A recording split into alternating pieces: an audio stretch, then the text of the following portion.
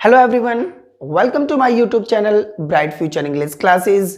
और आज इस वीडियो में हम पढ़ेंगे ग्रामर का most important topic narration. Narration के अंदर हम पढ़ेंगे direct and indirect speech.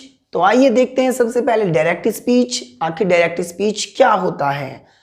Direct speech के अंदर जो स्पीकर का कथन होता है उसको हम उसी के वर्ड्स में लिखते हैं।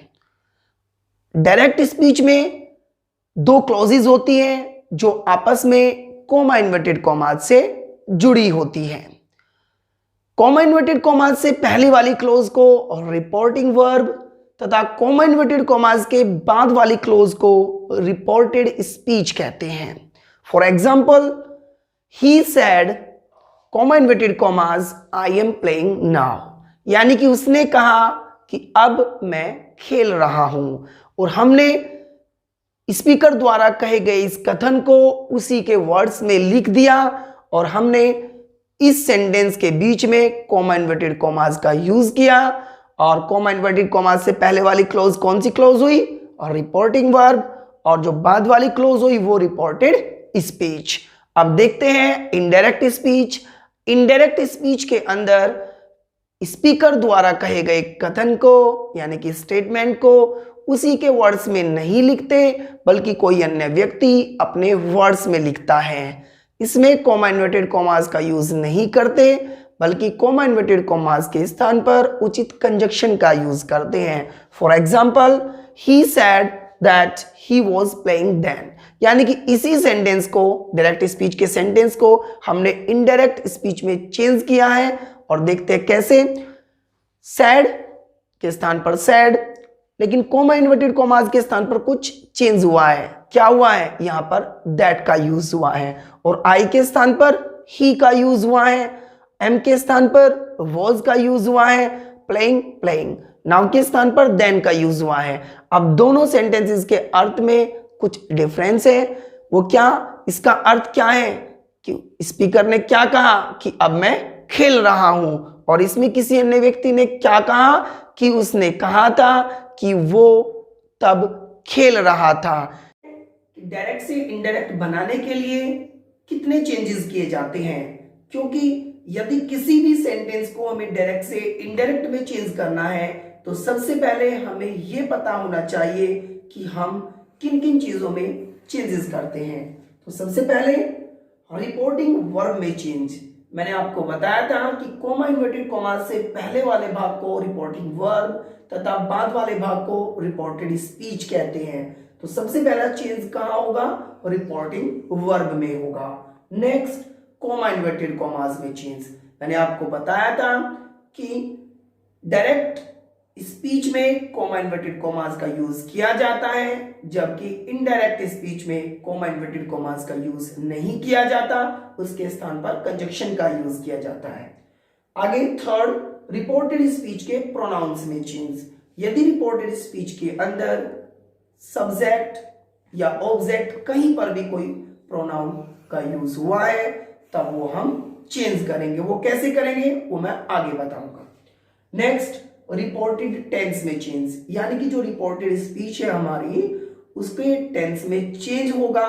यदि वो प्रेजेंट इंडेफिनिट में है वो पास्ट इंडेफिनिट में चेंज हो जाएगा।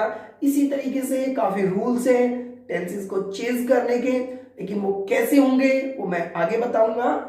सबसे पहले हमें ये देखना है कि हम चेंज किन किन चीजों में करते हैं। नेक्स्ट, नियरनेस वर्ड्स में चेंज। ये नियरनेस वर्ड्स क्या होते हैं?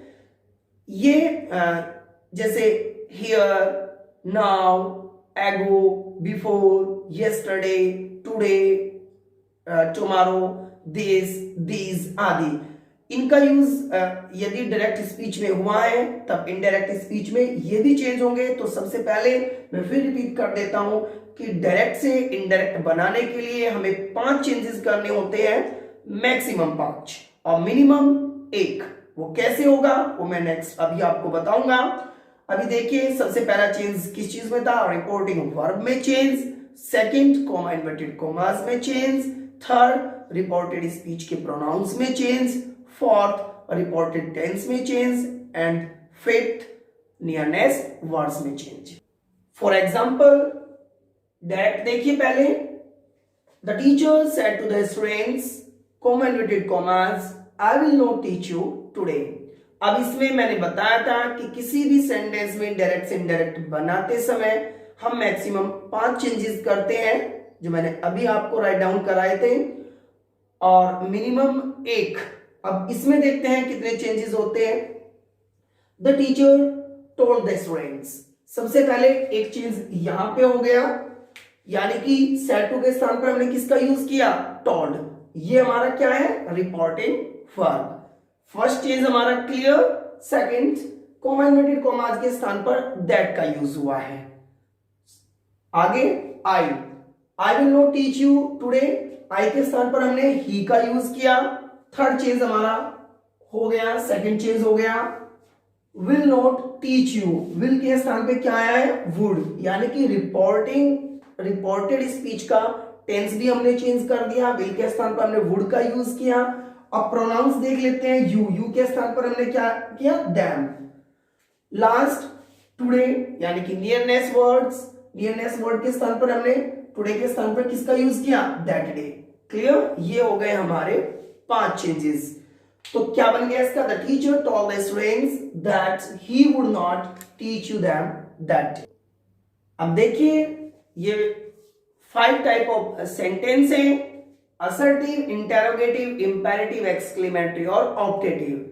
डायरेक्ट से इनडायरेक्ट बनाते समय हमें इन्हीं सेंटेंसेस का अध्ययन करना होता है, यानी कि यदि हमारा सेंटेंस असर्टिव है तब हम उसे किस प्रकार इनडायरेक्ट में चेंज करेंगे, यदि हमारा सेंटेंस इंटरोगेटिव है तब हम उसे कैसे इनडायरेक्ट स्पीच में चेंज करेंगे, और यदि हमारा सेंटेंस इंपेरेटिव है तब उसे कैसे हम इनडायरेक्ट स्पीच में चेंज करेंगे, यदि हमारा सेंटेंस एक्सक्लेमेटरी या ऑप्टेटिव है तब हम उसे किस तरीके से इनडायरेक्ट स्पीच में चेंज करेंगे।